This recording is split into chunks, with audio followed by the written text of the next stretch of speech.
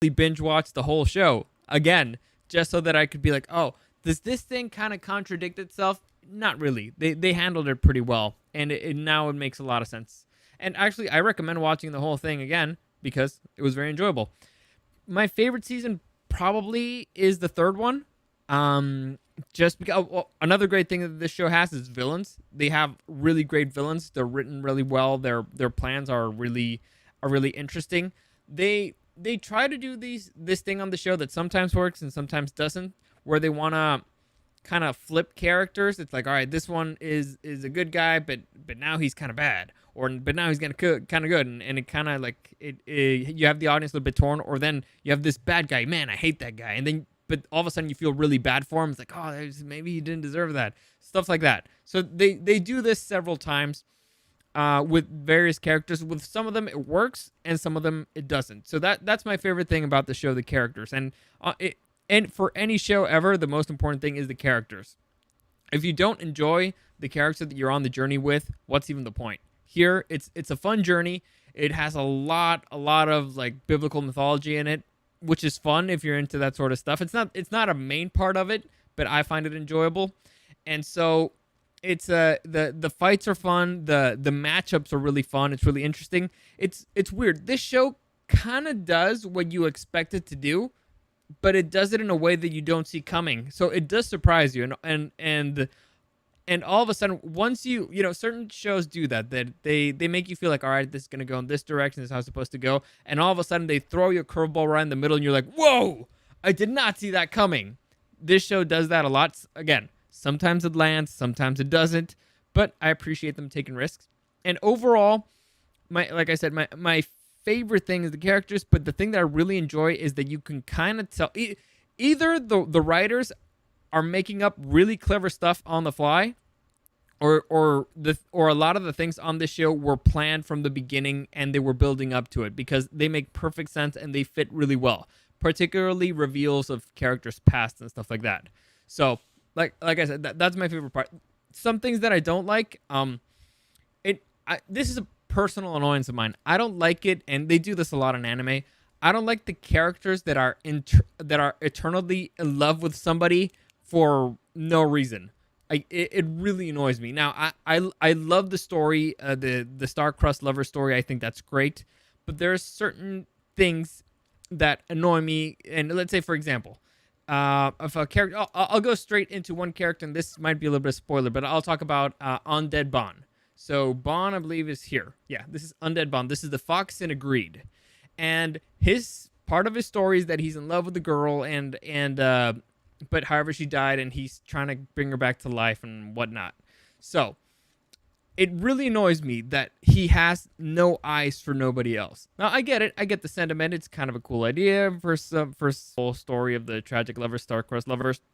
But the thing that really annoys me is that you're killing off other more interesting opportunities. For example, Undead Bond, throughout his story, I'll show you here. And this is, again, we're entering a slightly spoiler territory. We're still not in season 4 spoilers, but the story so far, a little bit of the spoiler, and this is kind of annoys me. So he's in love with this girl Elaine, right? And so one of the issue here is that he's always trying to get her back, and she's dead, and she's dead. You know, when somebody dies, you kind of have to let go. He doesn't want to let go. However, throughout the story, throughout the other seasons, he gains a companion known as Jericho. So Jericho actually is trying to help him out in his journey and stuff like that. And the problem with having Bond 100% focused on Elaine is that you miss a fun opportunity for tension. So let's say, or for drama. So let's say Bond goes out on his adventure. He's trying to get Elaine back. He's actually he's accompanied by Jericho. Jericho turns out to actually be pretty useful. She's pretty cool. She's fun. He actually starts beginning to consider, maybe I like her, maybe I don't. Maybe this could go in one direction. Maybe because we're the same species, stuff like that. All of a sudden, out of nowhere, Elaine comes back. And that's when you have the dilemma of like, oh shit, all right, this is the love of my life that I've been trying to get her back for all this time. But on the other hand, I have this other girl here who's been really cool so far all this time, and I like her too. So there, you see, you got conflict. It's interesting. It's fun to watch. Without that, the other thing, you know what happened here is like she showed up. It's like, well, it's the girl that I've always liked, so screw you, Jericho. And all right, I mean, if that's the way you want to write it, that's the way you want to write it. It's just it annoys me. So that part of the, and they do this with several characters, and that's something that's always annoyed me about these types of shows, that they're 100% focused on one character, and it doesn't matter what they do, they're never gonna stop they're never gonna stop loving them and stuff like that. And to me, it's like, dude, you're killing so many opportunities for interesting things to happen. Like, temptation is a fun thing. Temptation for characters is really fun, particularly for love stories. A good nothing beats a good love triangle, right? So that annoys me. Everything else, pretty good. So I highly recommend it. The latest season is kind of a setup season. There's a lot of great things that happen. They reveal a lot about a certain characters, and like I said, I'm going to go into each and every one of the sins, but it's overall not as action packed as season 3. It has enough action. It has an amazing fight. Like they set up an amazing fight there, and it sets up for season 5, which should be wild. So it was all right. It had enough action for it not to be considered solely a setup season, but it kind of was. You know, it kind of was just a setup for whatever's coming next. However, it was a fun setup onto the world, and they are uber powered. They end up having a massive showdown. Well, not a massive showdown, but they end up having a big fight. Some of them with some of the members of the 7 Deadly Sins. And so the story, they end up, but the 7 Deadly Sins win that fight. And so the season begins with the reconstruction of the Kingdom of Leonis, and Meliodas is planning their next move. So what happened is that, the information that they have is that Seldris here, who is Meliodas' brother, has taken over the Kingdom of Camelot. Estarossa here, right here, I guess, yeah, who is his other brother. Both of them are younger brothers, by the way. He has been injured in the fight for Leonis. This guy right here, whose name I forget, is dead. A few of them are dead or captured, and a few of them are missing. But the main ones are the brothers here. So we'll focus mainly on them. The point is, half of the half of the 10 Commandments have been injured, and a few of them have been killed or completely incapacitated. So that's how the season begins. So Meliodas, at the start of the season, he's trying to clear off some of the demons around the area, and he's trying to make a plan so he can take down his brother Seldris, right? And free the world from the 10 Commandments. The story, his story is pretty interesting because we actually get to see Meliodas from the past. So Meliodas has been alive for quite a while. And we get to see the first Holy War, which happens like 3,000 years ago. We get to see how he was in the past.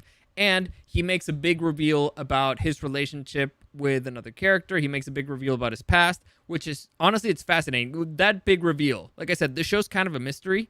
But that big reveal is the thing that made me want to go, all right, I got to rewatch the whole thing again just to make sure things click and then that it makes sense.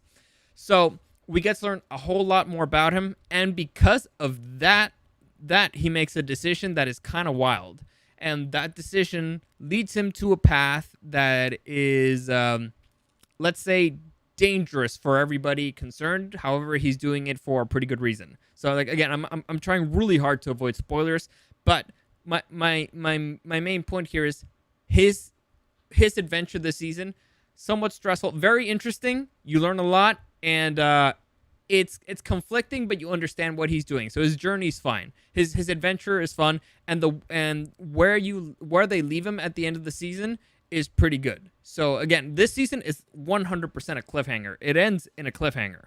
So all good stuff. All good stuff from Meliodas. His story was fine.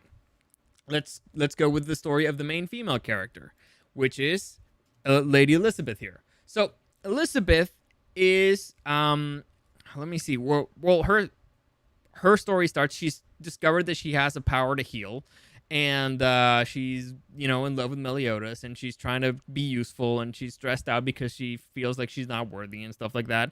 And her story again the big reveal affects her in a massive way, and that that big reveal actually is the reason why everything gets complicated for everybody in this particular season, and why the clock starts running on everything.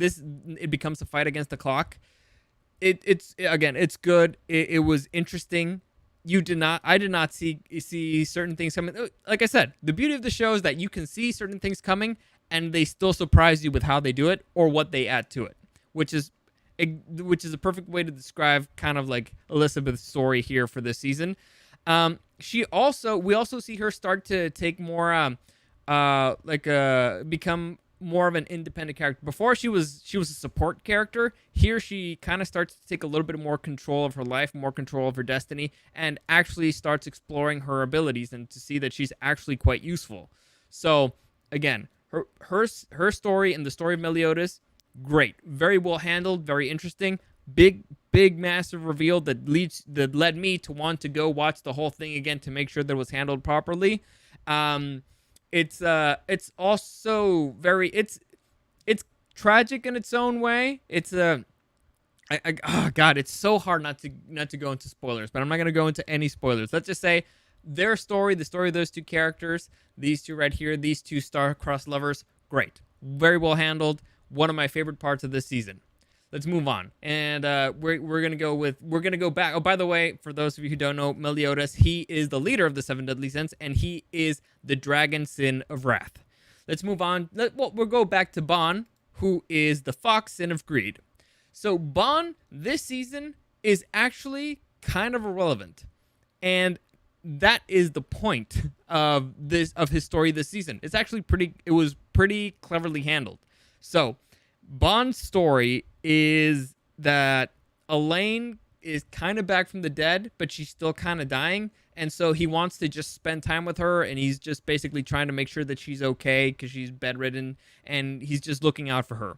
So he's kind of out of everything. He tries to be there a little bit. He's just not 100% there.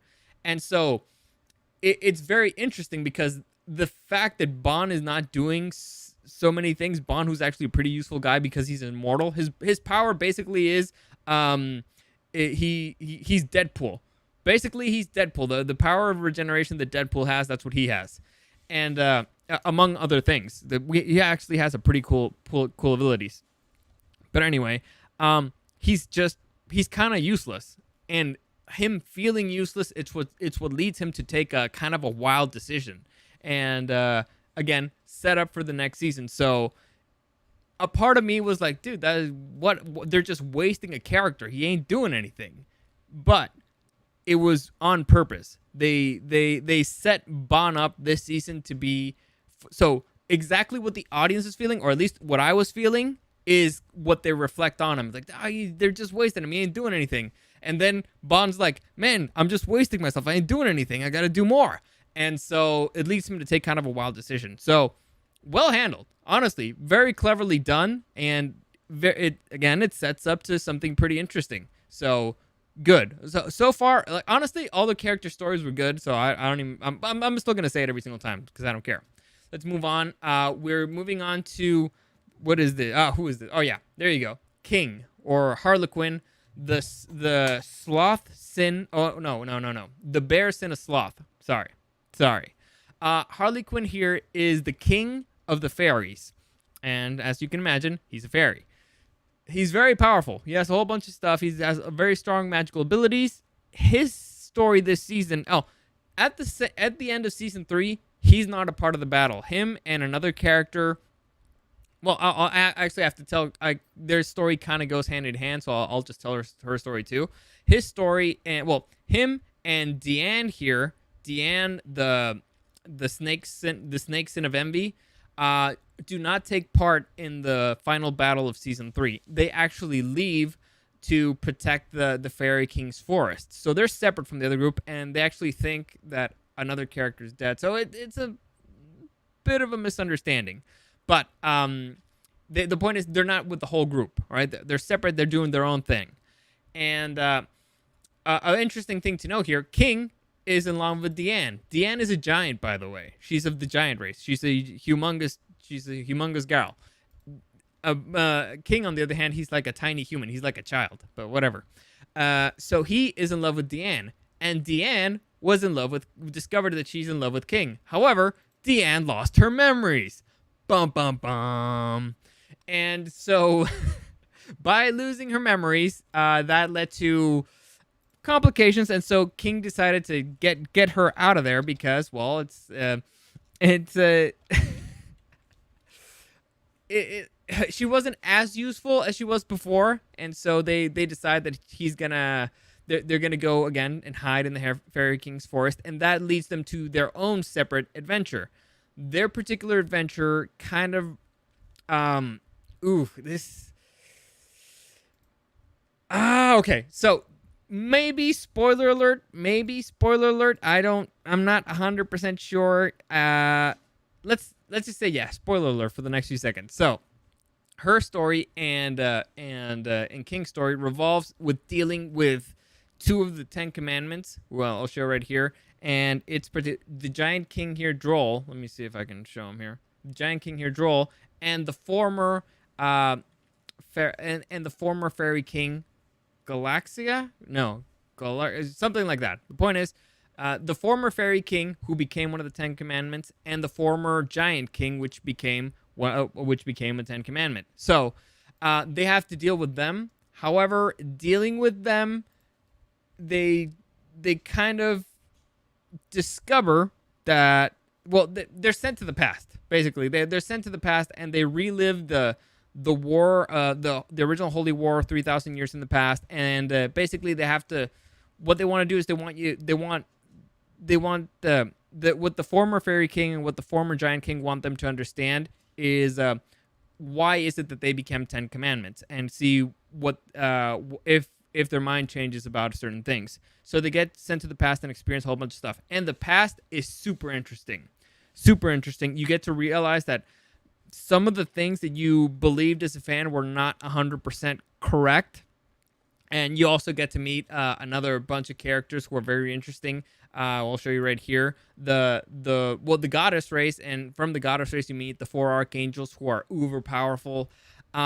Very interesting stuff. Honestly, their journey to the past is super interesting, super fascinating. You get to see a young younger Meliodas, and they give you enough tidbits for you to understand a lot of other characters.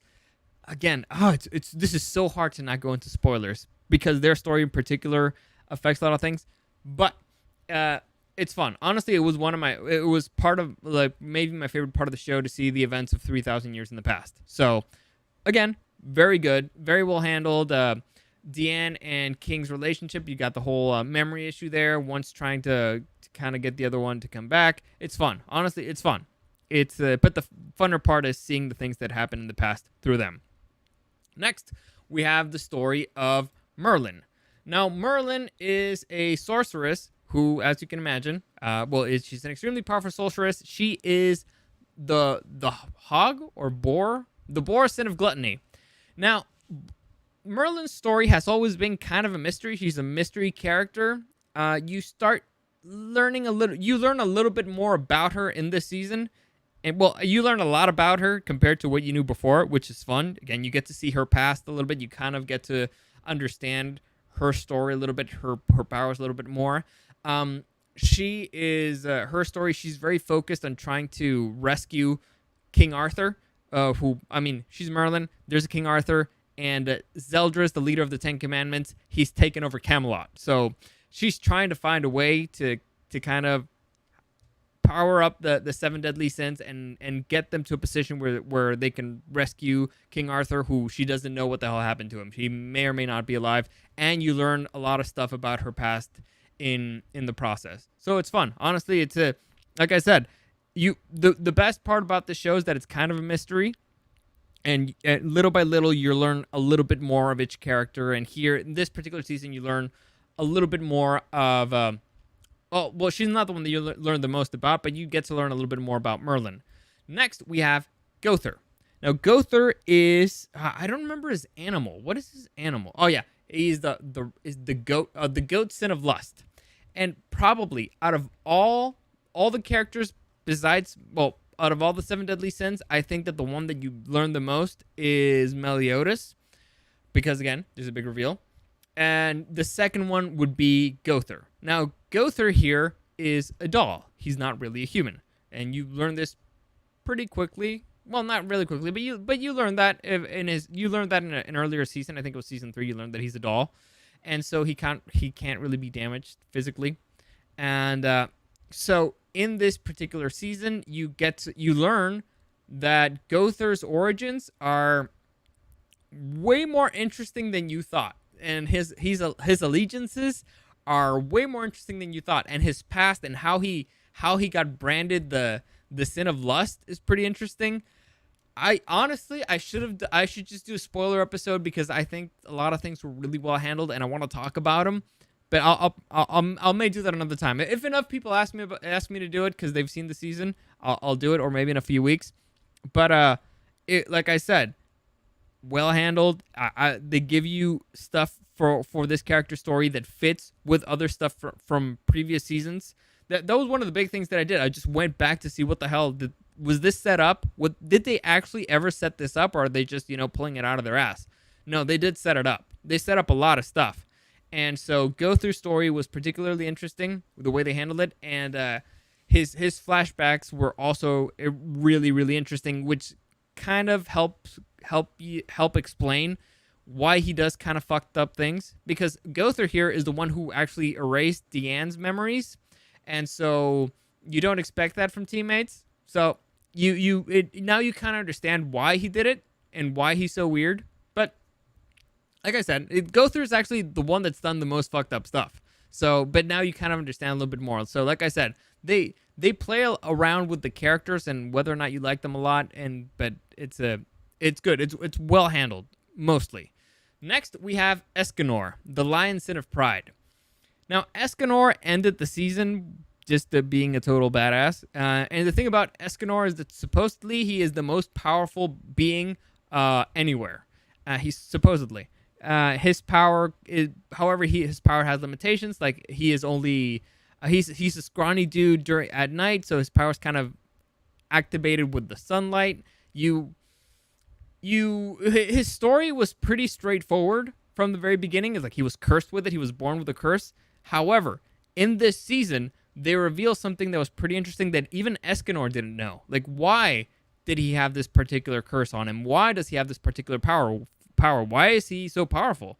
And it's actually it's pretty fun. Now the thing about Escanor is that him being so powerful kind of makes things a little boring. Okay, no, I'll rephrase that. It doesn't make things boring, but it's like if he's there, they're gonna win, right?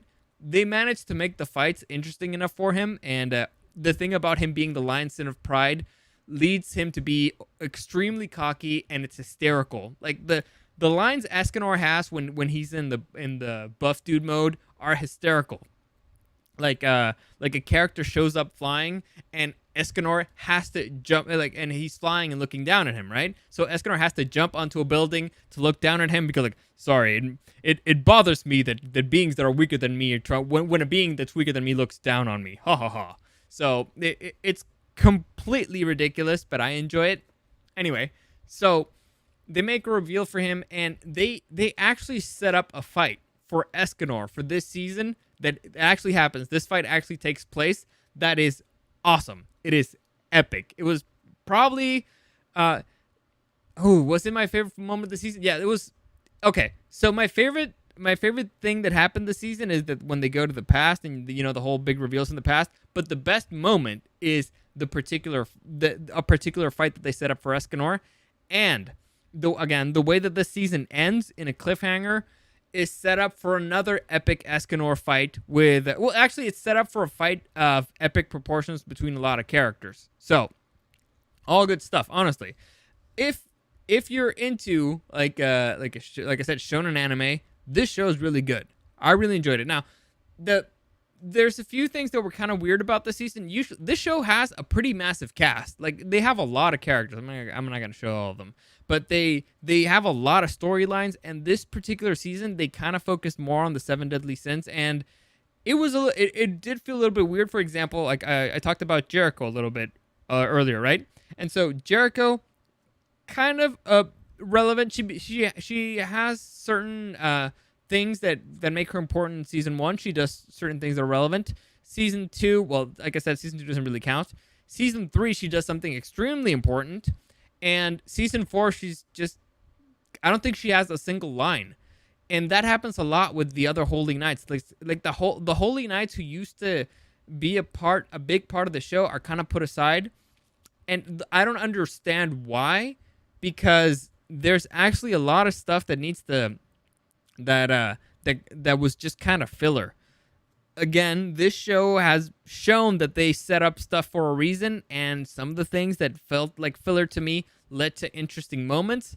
But there were a few episodes where I was like, why are they wasting like I was stressed out. I was like, why are they wasting time on this? They just kind of teased something here of a thing in the past. For, let's say, for example, one character kind of has a flashback with another character, and you're like, what the hell? These two characters knew each other, and then they don't address that for a few episodes, and the season's going on, and you're like, no. They need to address that. They wouldn't just show you kind of a mini flashback, and that was so weird. No, they need to address that. And they're running out of episodes, and you're like, holy crap! Are they going to address this? Is it going to be a cliffhanger ending? Like, there's a lot of stuff that needs to happen in the season still, and it's going and that's kind of when the show, like I said, it led to a cliffhanger. So I'm not sure if they wanted to do too much with this season, and they were like, you know what? Let's just, instead of cramming it all into one, let's spread it out into two. But it did kind of bug me that there were a few moments that I'm like, why are we wasting time on this? Like, what's the point? What's the purpose on wasting time on this? Let's just go. Let's go to the story that we care about. But like I said, so far it seems like they know what they're doing. It seems like they've handled the show pretty well so far. I've enjoyed it. I've enjoyed the adventure. Like I said, I binge watched it all last week, and I don't really have any major complaints other than, you know, a few missed opportunities. They're not horrible. They don't make horrible like show ending mistakes. It's I'm still along for the ride. I still find it fun. I'm still like looking forward to them answering a lot of questions.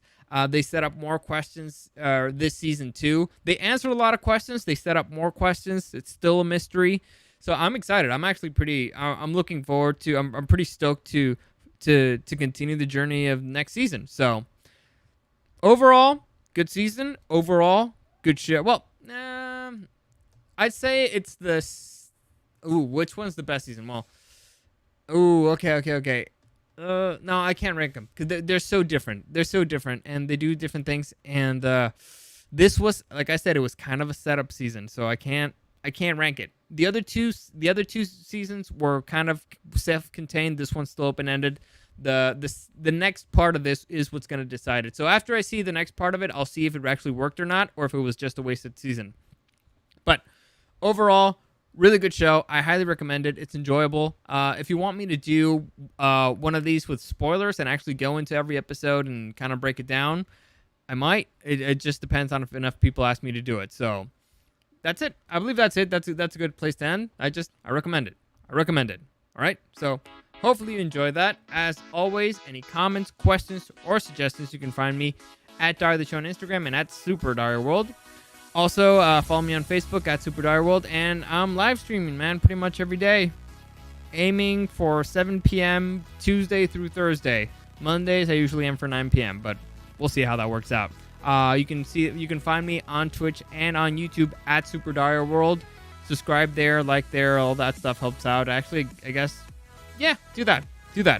I think I decided what I'm going to do with The Boys Season 2, because I was in the middle of a dilemma. I probably should have not started this. I'm in the middle of the dilemma because Raised by Wolves comes out one day before The Boys, so I'm trying to decide how I'm going to do the reviews. Fortunately, The Boys comes out on a Friday, so The Boys, the reviews for The Boys Season 2, I'll do it on Mondays. Well, the following Monday, the same way as I did with The Mandalorian, so that's great. It actually ended up working out, and the reviews for Raised by Wolves, I can do them before.